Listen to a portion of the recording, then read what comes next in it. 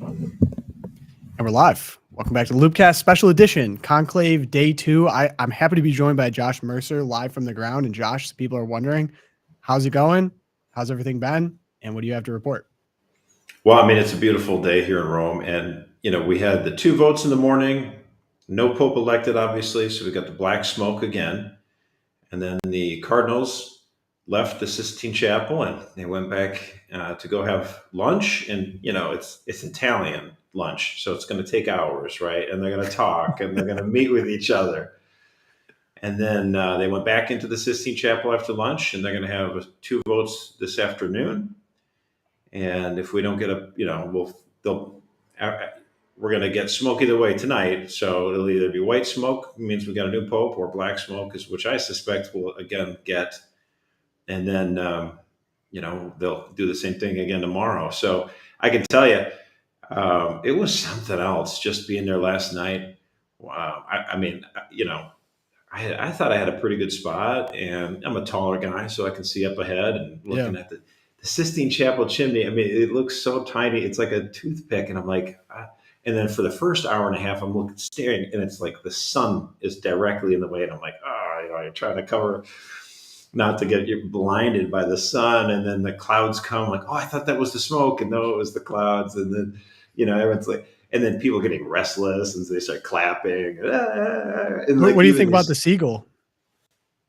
I love it. I mean, I think, honestly, I think it's a gift from the Holy Spirit to have those seagulls, because trust me, millions of people watching it across the world, and everyone in the St. Peter's Square, the seagulls were a gift from the Holy Spirit, because it gives us something to look at and to talk about. Because we just, Tom, I mean, this is funny. I was telling this, to the WBAL this morning. I was on their morning show, and I said, for as much as the mainstream media loves to say that the Catholic Church is totally irrelevant, these same corporate media guys, they had a live stream of a chimney pipe for 2 hours last night.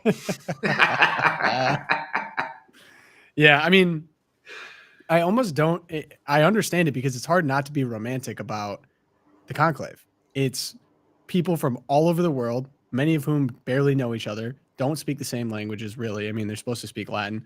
Come together, you seal the door, sworn to secrecy. No one really knows what's going on in there. And they all need to come together to make phones. One of the biggest decisions they'll probably ever make in their lives.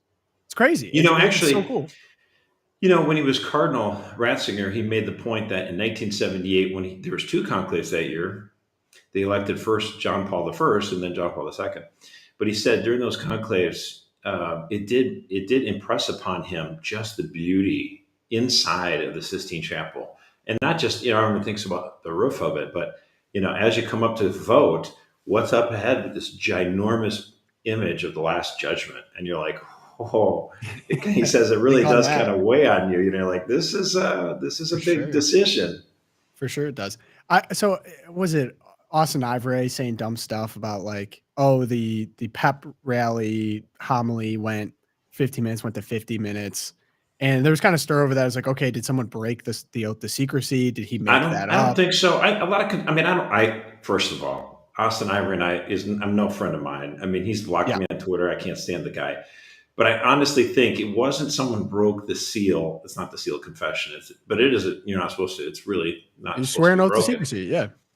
So no, I honestly think he probably just knows somebody who opens the door or whatever, and he notices that the papal preacher, who's got no boss now, there's no pope.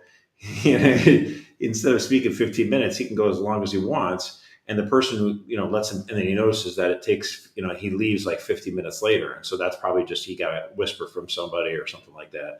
I don't know if there's any although I guess secret broken. Right, no secret broken, but maybe I just have a certain reverence for the process. I would rather know nothing. And I wouldn't even want to be in the category of putting something out to even be perceived that way. I really do have a deep reverence for what's going on. I want it to be secret.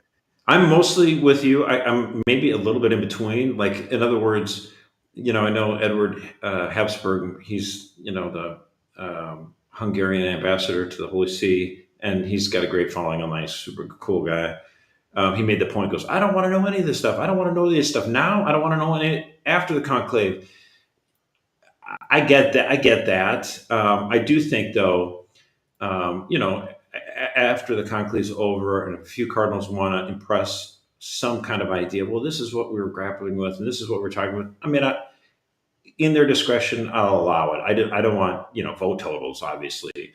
But, if they could say, this is the stuff we're grappling with, this is why we thought about this. I mean, if they want to give some information, some context, great. If they don't want to, that's fine too. Yeah. That's how I look at it. So this is your first conclave. That's right. I mean, I've been to Rome 3 times, but this is the first time I've been here for, a conclave where, everyone is a set of, how do you say that? Sedevacantist or something? Yeah, exactly. There's the chair is empty. Everyone agrees on that. Oh, no. Sedevacant. Yeah. I don't know how to pronounce that line, unfortunately. So first time with the conclave, but you've been to Rome before. What's the biggest differences in your observation of conclave season and then Rome at other times? Well, I mean, I've been to Rome several different times. Like when I went once, right at the New Year's, it was just a huge crowd during New Year's. And people were jubilant. It was a Jubilee year there, then as well as Jubilee 2000. And that was exciting. And Pope John Paul coming out. And then I came again with Pope Benedict. That was in his first year as Pope. And that was just amazing and exciting to see. But it wasn't a busy season necessarily. It was like in November and there wasn't as big of crowds. This feels more like the first time I went was that Jubilee year, right at New Year's Day at 2000. Because this is a Jubilee year. And so I saw a group of pilgrims from Texas. They were doing their prayers and they're processing on their way to St. Peter's Basilica because St. Peter's Basilica is still open. The Sistine Chapel is off to the right a little bit. And so these pilgrims are going through the holy doors because it's a Jubilee year and they get the penance for that. And I can tell you, man, I was down there after lunch and the size of the media operation grows every time I go down there. Every 4 or 5 hours, there's like 20% more, it seems like. They just keep growing. Because anyone who can have a camera, you can project and you can broadcast. So I'm seeing, CNN Chile. I'm seeing, Channel 36 from Chicago or whatever. I mean, it's just everywhere in between. It's so cool to see so much reporting on this and excitement. There were so many pilgrims. There's so many pilgrims in St. Peter's Square right now, even though there's probably not going to be smoke for another couple of hours, probably 3 or 4 hours yet. So, yeah, I mean, not to be insensitive to you, Josh, of course, because you're there, but like when you say reporting during this period of time, it's got to probably feel like a lot of hurry up and wait, right? What do you have to report? There's no Pope. No one knows what's going on in there. Will a lot of this say like you're going to hit the ground running when there is white smoke and we will know who the Pope is and then you'll be able to ask questions, that kind of thing? What's the role of, say, reporters in general there right now?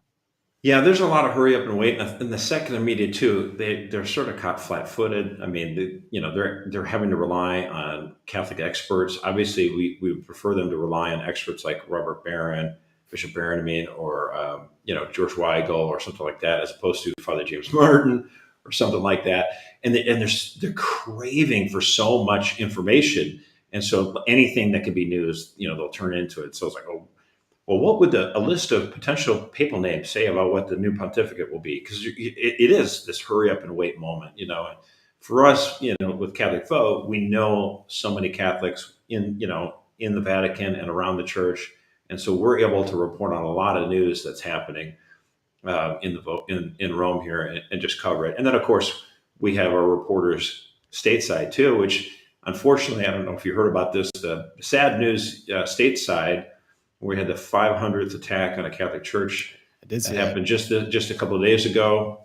And I'm glad that the Justice Department is looking to move ahead with investigating that. But, so even that, I just feel like here I am in Rome. It's so exciting and so good. But then, the church faces problems, different levels at different places. In the United States, it's sort of a secular post-Christian nation in many ways. Yeah. And lashing out at our churches. Whereas you go, somewhere else, and it's like, they're from Africa, and they're dealing with. Yeah, I mean, I even saw a martyrdom level higher than ours. There's that National Catholic Register article about, I think it was a Canadian cardinal. Thursday, yeah, borderline racist, saying that and there's an African moment for an African pope is bad because their views on LGBTQ, whatever. And to your point, I just think what makes this so compelling and interesting to me is all the cardinals are coming from all over the world. Many of them recently made cardinals from places that never had cardinals before, and they have unique problems that they deal with that I think the lens of faith applies to all of the world in terms of how to relate to these problems, but the problems themselves are truly different. Like the problems that you would deal with in Nigeria are not going to be the same problems you deal with in Canada, but we need to elect one pope to hopefully be able to provide hope, I guess, the entire world, address There's the got to be specific problems unity, in each right? reasons. Yeah, it's a really it's it would be such a tough job. And one that I think we saw it was hard for Pope Francis over the last pontificate to address the specific problems of everyone. Because if you say something in one way, it gets interpreted another way in a different part of the world. So that unity element is fascinating to me. Yeah, and actually, that's what Bishop Barron was talking about, like the Pope as a referee. Also in Italy, they have an expression. I don't know it in the Italian, but it's thin Pope, fat Pope.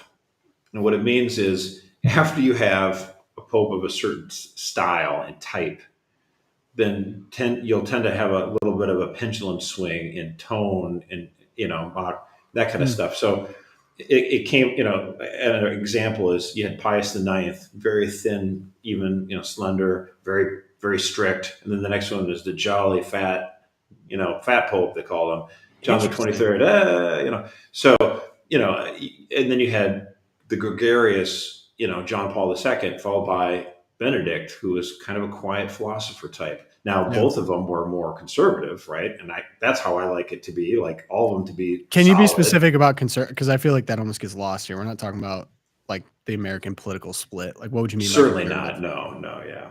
I mean, just conserving to the traditions. And in Would fact, you if you say think about it, orthodox would be a better word? sure, Orthodox is fine. Here's a way to think about it, though. I grew up in Generation X, so I'm the first generation that did not experience any Latin. The Latin Mass Yeah. had stopped in 1970, and so it was not my experience. In the 1970s and the early 1980s, you saw complete transformation of the church in the United States. Yeah. Architecture was changing, the felt banners, the liturgy was changing, the prayers. Oh, we don't do rosaries anymore. All this kind of stuff, right? Yeah. And I just Liturgical can't. music. I mean, literally every element of Catholic Church has changed.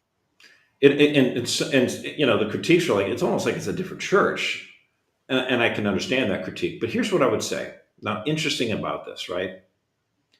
You notice where we don't do that drastic change in music, in liturgy, in custom, and tradition during the conclave. Mm. During the Pope's funeral and in the immediate conclave afterwards. It's not like all these guys are coming from wherever they want to and they're dressed however they normally want to dress. Like, oh, I'm going to wear the cassock, or I'm just going to do the collar, or I'm going to come in my blue jeans. They all wear the same outfit for the most part, except for like this patriarch might wear a different one, but And 99% of them, the Ukrainian guy, I think, was right? the Whatever. yeah. But and they all walk up and they all say the same line. It's not like they riff. Well, I'm Cardinal Yeah. Joseph, and I'm going to do whatever I want. They have a custom, they have a tradition, they have an exact way that they do this, and then when they're all done, the dean closes the doors and says, "Everyone out." I mean, and he says in Latin, of course, but like what about it? That it fascinates the human mind, that draws your attention, that pulls your heart in. I can't help but say, like, wait a minute now, if these customs and traditions, each embedded with their own histories and reasons, even if we don't necessarily know all of them, we can appreciate that there was proper care put into them. Well, why can't we continue that into our regular worship every Sunday? Yeah. Or even just think everyone, even this secular modern fascination with the Sistine Chapel and the dress and the architecture, like the same arguments of, well, they could just do this vote in a strip mall. It wouldn't change the Right. vote itself. Clearly, like, I feel like that argument Or was they could used come so out with much. a look at this, Tom. They could come out with a press release and say, "Hey, by the way, we got a new pope, and his name is this." Like, no, Right. no, no, no. They're burning ballots, and the smoke's coming through the pipe, and it's either white or black. And Yeah. then you got then see then what happens. By the way, I haven't been here for one with the white smoke yet, right? Mhm. But my friend was in town, at the conclave in '05, and he said, dude, when the white smoke hits, it's not, it still takes a while, right? Because after the election, okay, you've been elected, do you accept? And then, yes, I accept. And they pull him into the room called the crying room, and they just weep because the enormous pressure that's on their shoulders, Mm. and so they cry, and then they get vested because they've got like 3 outfits, and it may not even fit that well. I mean, when Ratzinger came out in '05, it didn't fit so well. And then you go out to out there to the people and you address them. So there's some time between the white smoke and when the new pope will come out, right? And in that time, people hear white smoke, and my friend said, "I'm not telling it, man. I'm telling you." As soon as that went down, like it's like the entire city of Rome knew it immediately, and you saw shopkeepers closing their doors, and everyone was bum rushing to St. Peter's Square, and elbowing in, and like it was a joyful madhouse. He said, so it was really cool. I expect nothing less. If It's the OG watch party. I mean, it's like history in the making. It's so cool, and I love that our church is like, yeah, we're gonna do this our way. We're gonna take our time, and we're gonna announce it through a chimney pipe. So that's the way we roll. Yeah, it's awesome. I actually just think about how I've experienced it. Obviously, I think with the death of Pope Francis hit me in a more complicated way than I thought that it would. And obviously been thinking and praying for the repose of his soul. But now as we go into the conclave, Erica said she was kind of nervous.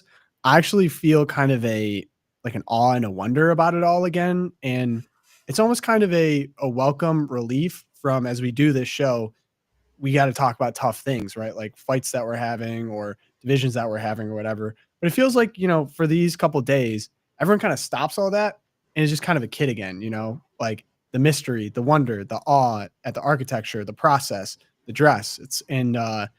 I know that Erica, when she's talking about it, she's thinking about what could potentially happen, the implications of who you elect and what they then do. But I don't know. I feel good about it all. Strangely, really good about it all. And I've been enjoying that emotion. I think it's been a real gift from the Holy Spirit. I feel great about it too, and I do have, I have great hope for the church. I'm glad that they're not rushing it. I mean, I said there was like a 1 in a million chance that they would get done the first vote. I mean, like it would be really 1 in 100 million. And so I was not surprised at the black smoke last night. And then when the black smoke hit this, at noon here at Rome time, early morning for you guys, like no surprise to me either. So that means there's 3 votes. And the longer it goes on, I actually am more heartened by it, because if it had been kind of a quick vote, it would be like, okay, let's just find somebody. I say it would actually be kind of problematic if it was a 1 vote thing. I think people would for sure be skeptical. Well, it's not that, not skeptical. I mean, look, there's no. I'm just saying that's what people would be. People would be like, it's not what's going on here? I see the memes. 3 a.m. Rome votes, and all comes Pope Biden. Yeah, no, I don't think so. These guys, it's not. The thing is, as you mentioned, Francis appointed so many cardinals from far-reaching places that never had cardinals before: Mongolia, Sweden, and they don't know each other. So there's a lot of things about Francis that I've been frustrated with. One of which is like he only brought the cardinals together for the consistories when he announced new cardinals. So it's only twice these guys have met in 12 years, and they just do not know each other. And so it's like, how are we going to, make a decision together if we don't even really know each other and what our needs are? And so they wanted to start the vote a day early, and then, no, we're not going to start a day early. We're going to take our time with this. We got to get to know each other, and I think that's wise. And the thought was, somebody of these are appointed by Pope Francis, therefore it's going to be a Francis 2.0. There's going to be another liberal. Like, I don't think so. I mean, even Francis couldn't get as far as he wanted.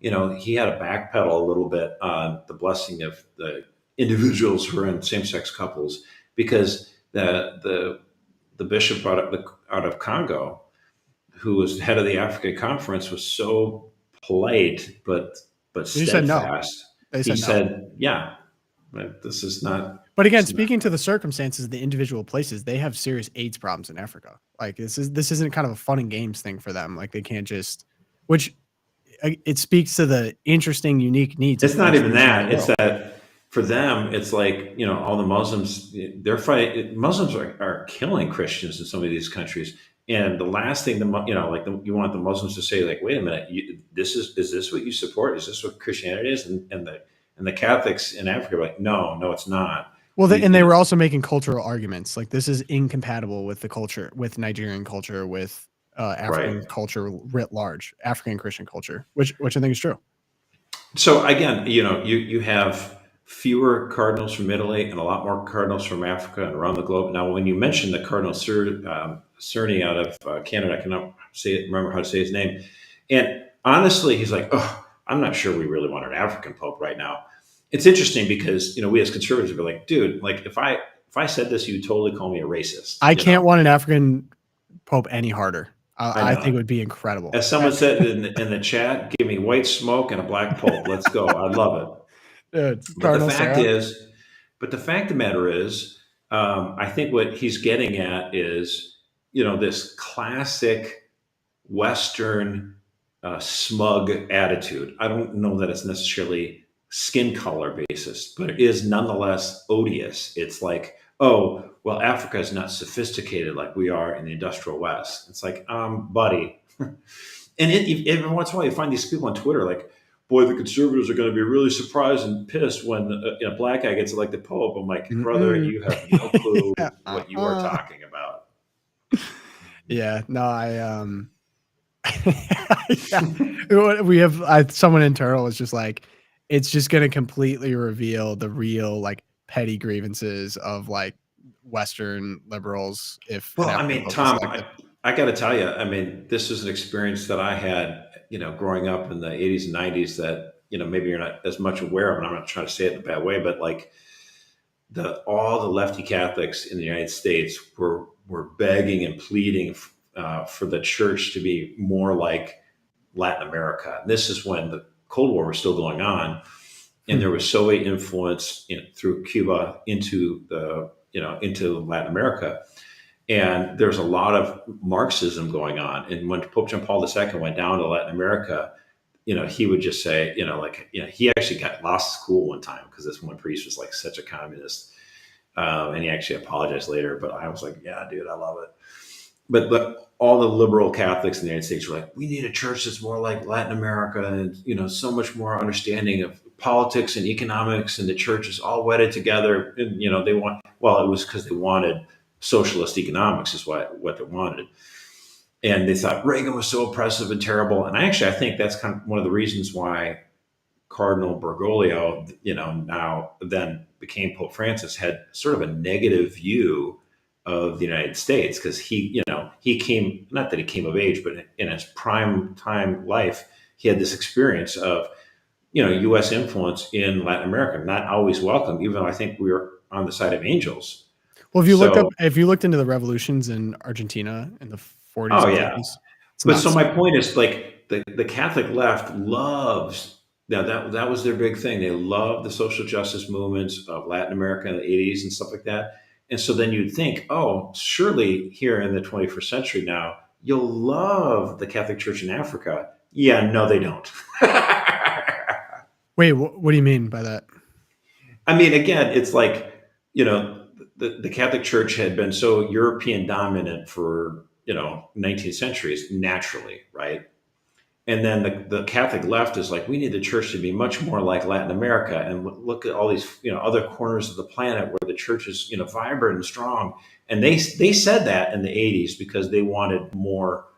They wanted the church to look more like the Latin American church, where it was a little bit more socialist in its Yeah. economics and more playing footsie with the Marxists. And I'm like, okay, so if you love it, what is it that you love? Is it that you want the church less Eurocentric, or is it that you just want it to be more socialist? Because surely, if you love these, all these great cultures from outside of Europe and the far corners of the globe, then surely these liberal Catholics would love African bishops, right? Oh no, they don't, because these African bishops are actually Catholic, and they're not in Well, if you favor want, of the rainbow agenda. I mean, if you want to talk about vibrance, I think 95% of the Catholics in Nigeria go to church. Bishop Barron was talking about that. Actually attend regular mass. They have thousands of seminarians. A vibrance argument, it's arguable that it might be the most vibrant Catholic population in the whole world. So Very It really curious. is. Oh, do you give any credence to the Pizzaballa trendy pick, or do you think Hey, it's going to be someone do we you don't know at remember? all? I said this last week. That was my guy. I think I think I he's think great. I think a lot of people like him a lot, and I think he's kind of a man of the moment type you pick. know. But Um, Matthew Walther is kind of a cantankerous, semi-conservative Catholic writer.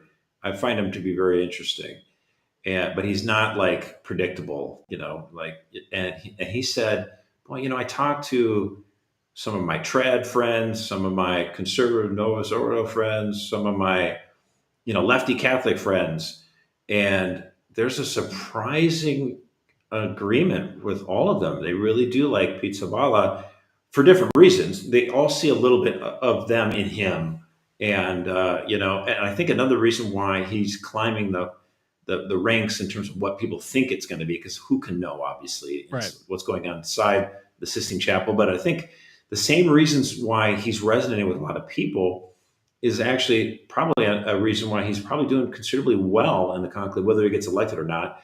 There's few people that have anything bad to say about Pizzaballa. He's a natural consensus pick, so who knows? Again, but I think a lot of people in the church too like him for that.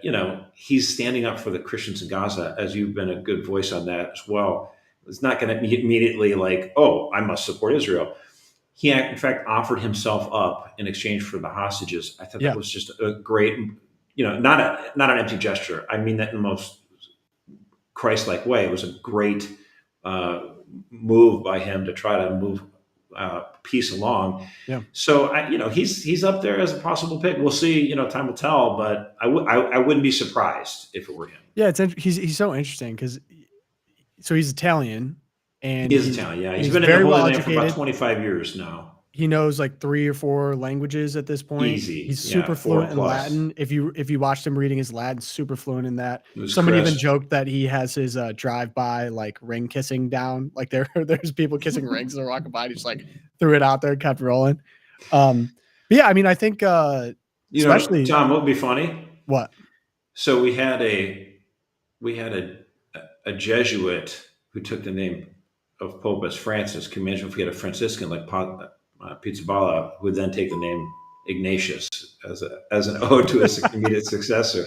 Even though I would think he would be considerably different in terms of how he does things. That would be interesting.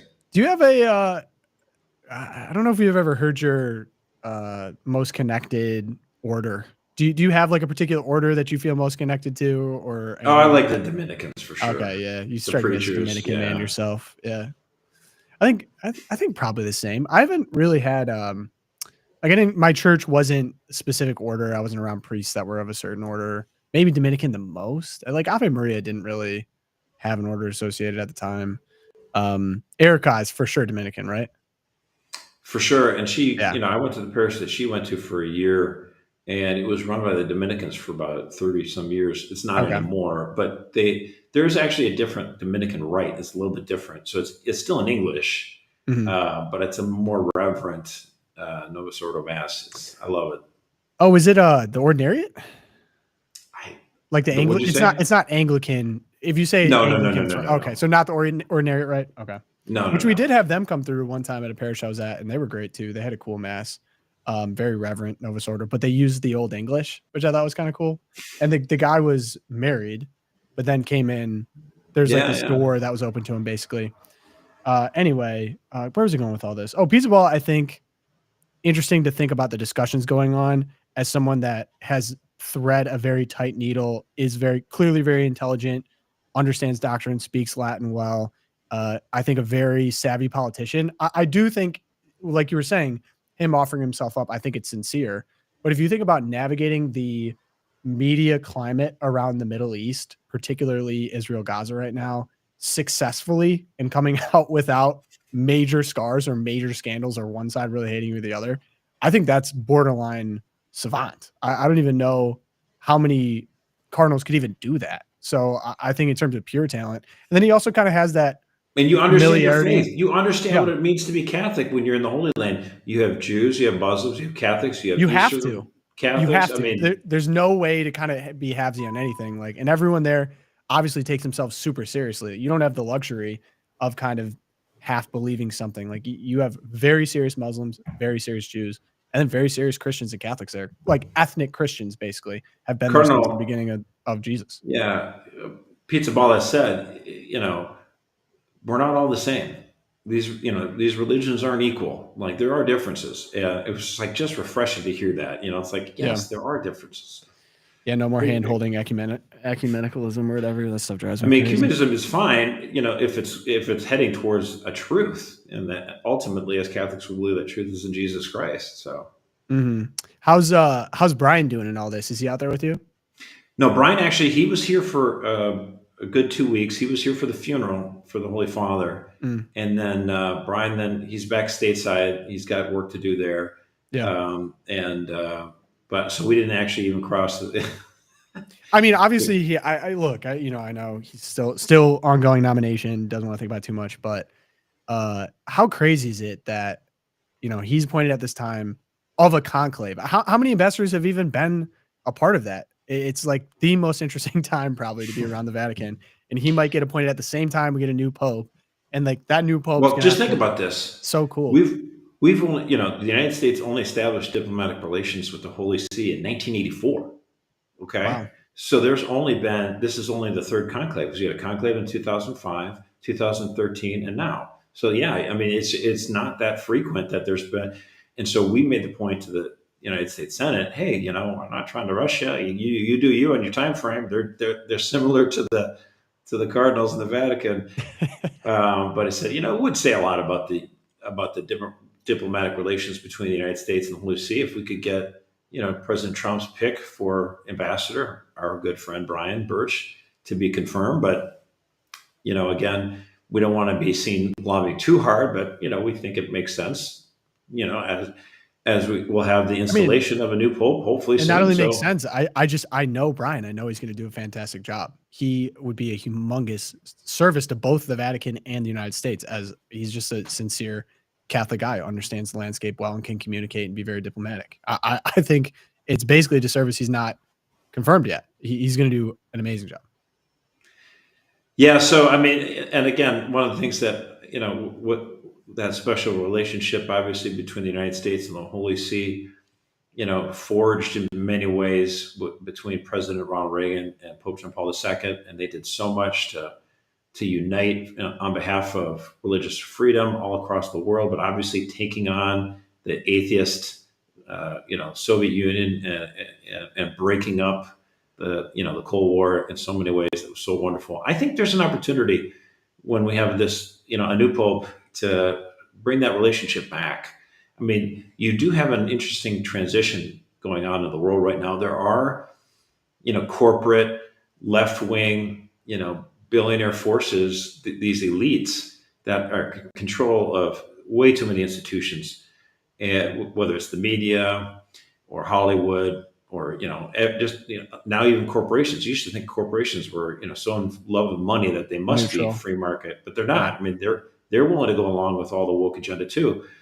And so you have these elites that are trying to change laws and policies all across the globe. And what they want is mass migrations of people from the Middle East into Europe. They want mass migration of people from all through Latin America to the United States. And the Catholic Church, there's a lot of clergy that have, sort of a bleeding heart, and they say, we want to help them. But I got to say, to have thousands and thousands and thousands of people make the trek, through the Darien Gap up into the United States, through these smugglers, these coyotes, is you're not doing them any good. It's not good for them. It's not good for the host country. It's not good for the country they leave behind. It's not I mean, good for less the than good. migrants themselves. It's harmful. It's harmful. It's bad news, I think, and so I think revisiting this policy is obviously a good one. I'm glad that President Trump's doing it. And we're seeing a rise of populism throughout Europe. There's, Italy's got a populist prime minister. You're seeing potentially another one coming in Romania. They had to shut down. Germany had to shut down the second largest political party in their country, claiming AfD, it was yeah. Nazi, which is a bunch of crap. Well, they just So threw Marie Le Pen in prison too in France. right. And so what you're seeing is we need a pope who could understand the moment and say, in this, what does it mean to be a country? What does it mean to be a people? What is nationalism properly understood? And is it good? And I think, of course, it is. I think actually Pope John Paul II in Memory and Identity wrote so well about this. Like, Yeah, he there is a understood this so natural well. affinity that people have for obviously for their family, and then for their neighbors, and then for their country. And a new pope, I would hope, could lean into that and say, look, we're sick and tired of these elite forces that are trying to wash everything down. I got to tell you, one of the nice things about going to Italy, it's a different country. They're Italians. They have a culture. They have a way they dress. They have the food that they enjoy.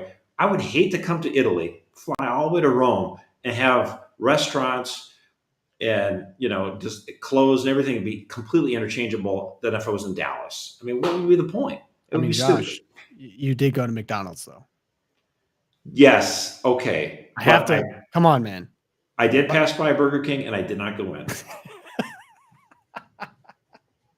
I do love. But back to your point about Pope John Paul II, just understanding what a nation is, nationalism properly understood.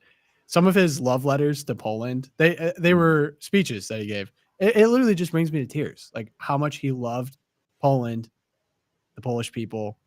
God loves the Polish people. He had that great speech too. I think it was after a Reagan visit in the Detroit airport. You know what I'm talking about?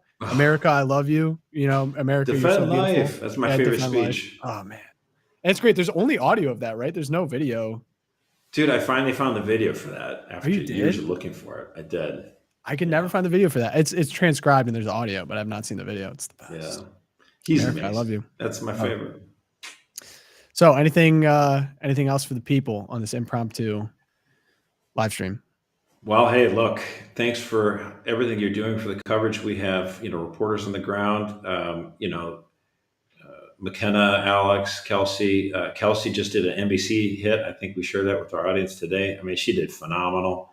We're meeting with press. We're talking about the important issues that people are talking about, but then we're also have these reporters, and they're getting the latest information. They're getting the scoops, and they're getting the news, and that's why I think it's a blessing. We're seeing such great coverage. I'm happy to be a part of it, and I'm happy that Loopers and Loopcast listeners, we thank you so much for everything you're doing.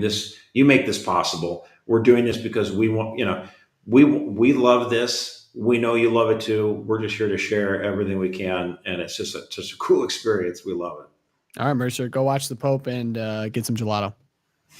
Sounds great, brother. All right, peace. See you tomorrow.